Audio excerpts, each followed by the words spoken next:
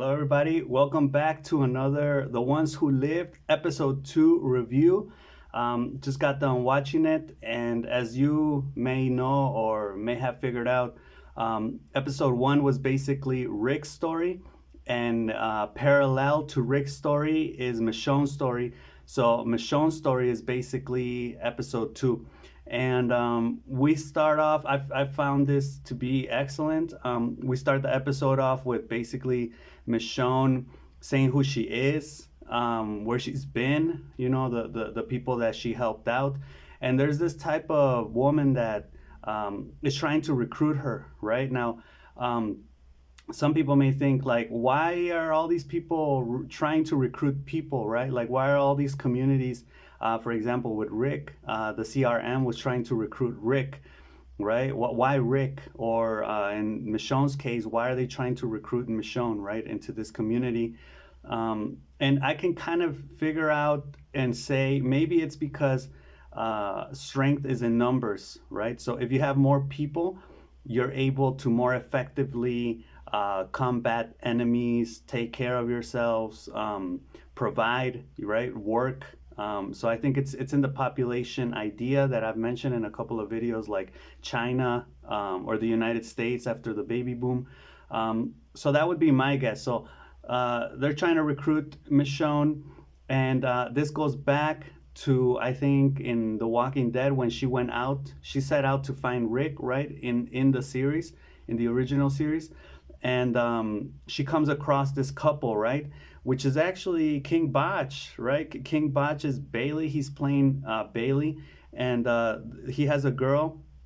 There's a girl there with him too, and basically it's pretty weird. They're caravanning, so this community is kind of like moving along through some roads.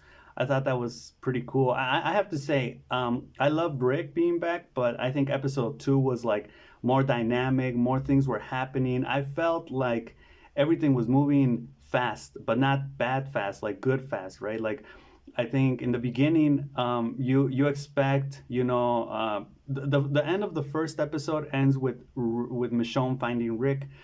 So then you expect that to happen at the end of this second episode, right? Like Michonne finding Rick.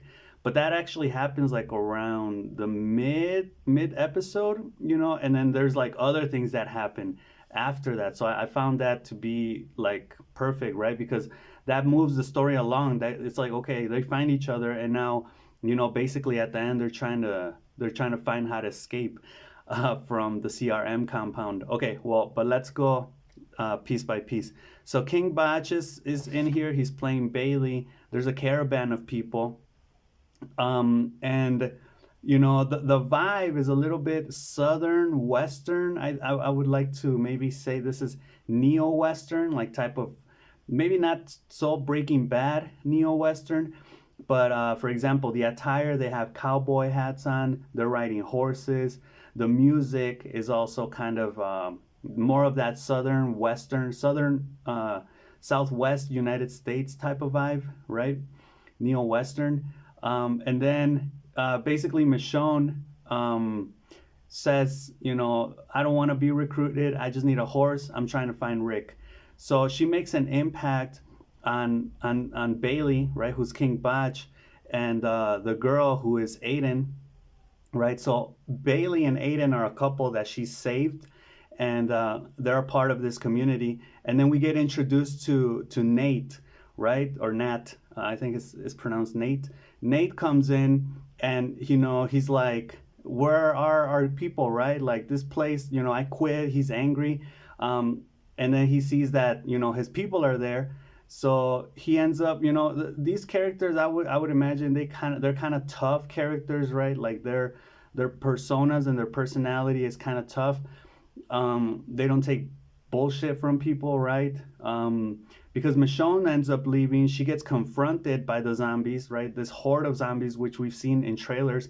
And I thought that was going to happen like maybe way towards the end of the episode, but it actually happens like right in the beginning, right? And then, Nate, Bailey, and Aiden come to help Michonne, and they end up sticking with her, right? And they, we enter, or we go into this type of ideology where they're basically leaving their community because they found, they came to the realization, and with Michonne as an example, that their community is actually kind of toxic, and basically they want to be more independent, right? So it's an awesome scene. These three characters, you just fall in love with them from the beginning, and The Walking Dead is good at doing that, because what's coming up next is tragic, to say the least.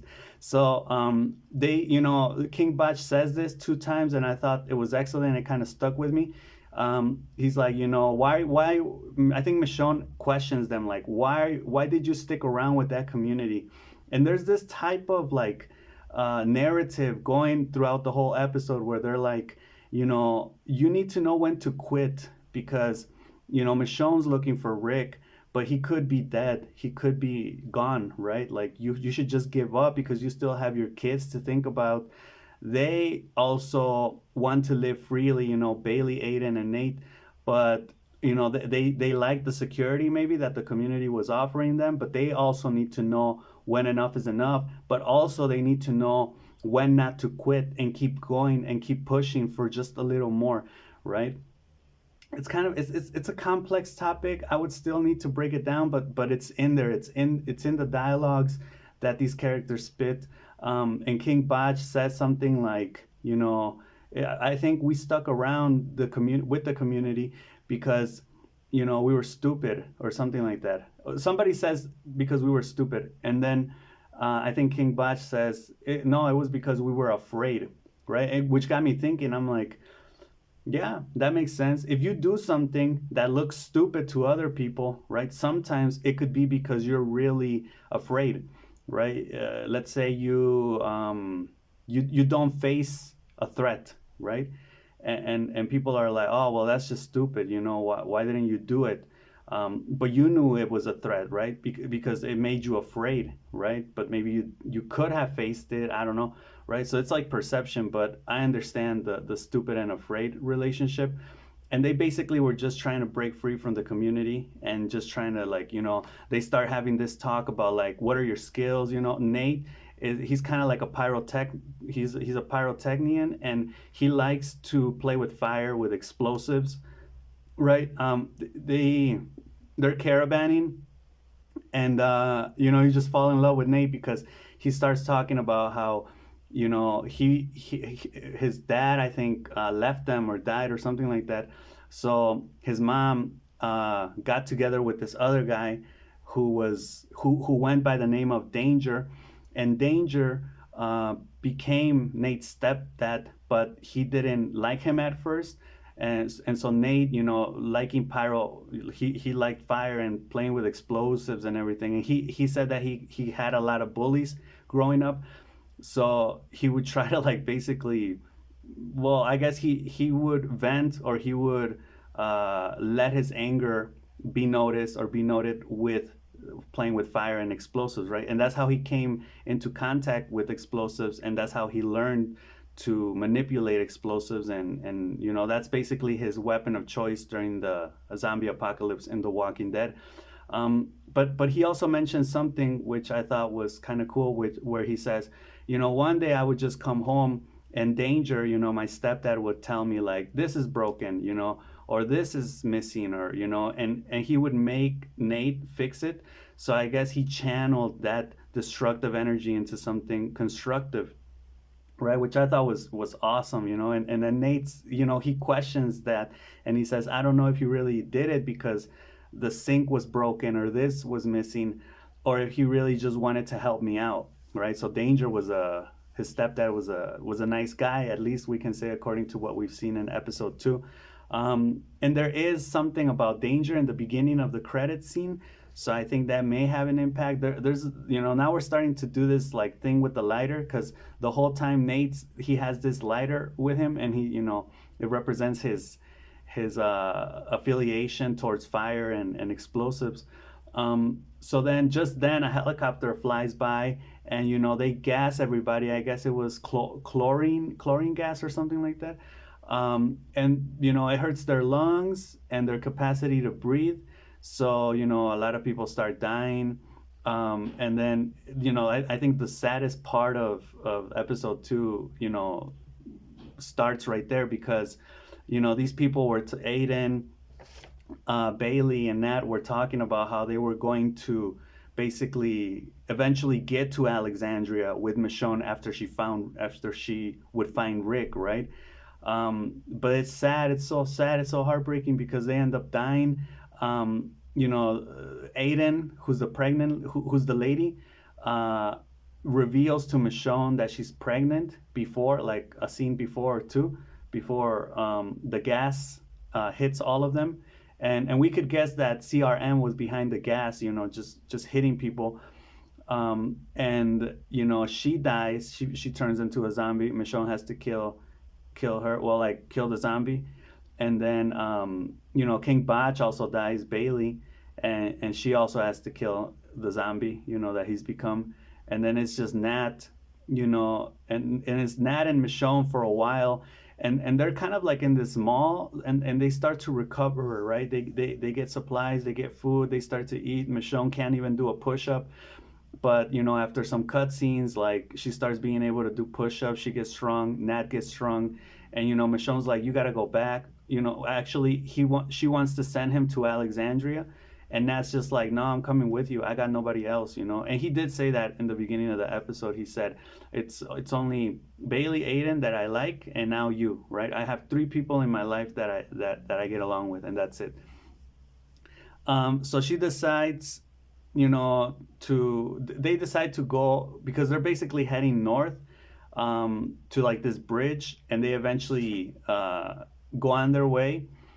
And basically, when they get there, which I think this is about a little bit after the mid episode, they see a helicopter, well, far away.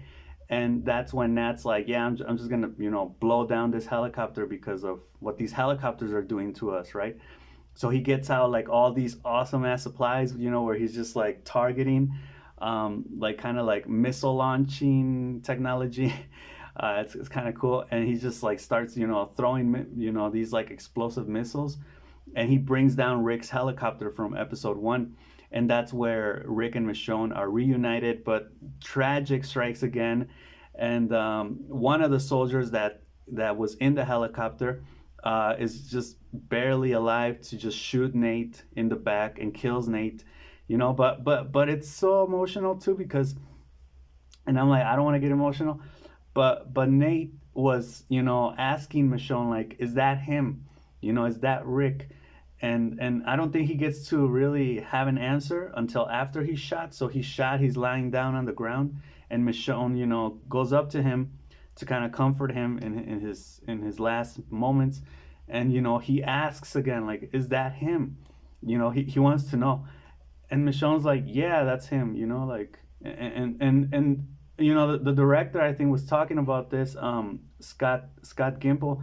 He was talking about how it's complex because he's dying, he's agonizing, but in some sense he's also, Nate is also kind of like happy, right? Because he, thanks to these three friends that Michonne made along the way, like they become like, Michonne is able to find Rick, right? Which was the premise of like the first of these two first episodes, basically, right? So yeah, rest in peace, Bailey, Aiden, and Nate. and like it is kind of like messed up, but that's what, I don't know. I think that's why The Walking Dead is good, because it's like real, and they say zombies are one of the things. I don't know where I saw this, just like last week. Thriller, Michael Jackson is like one of the best-selling records ever, and the topic is zombies. So I don't know why as humans we're so addicted to the zombie movement, but it could be because of death. It's because in normal films the hero always wins and everybody survives and everybody's happily ever after, but in zombie movies and zombie series people die just like they do in real life, right? And that's tragic, right? That hurts. So yeah, I thought that was pretty cool. And as far as so then we get full Rick mode.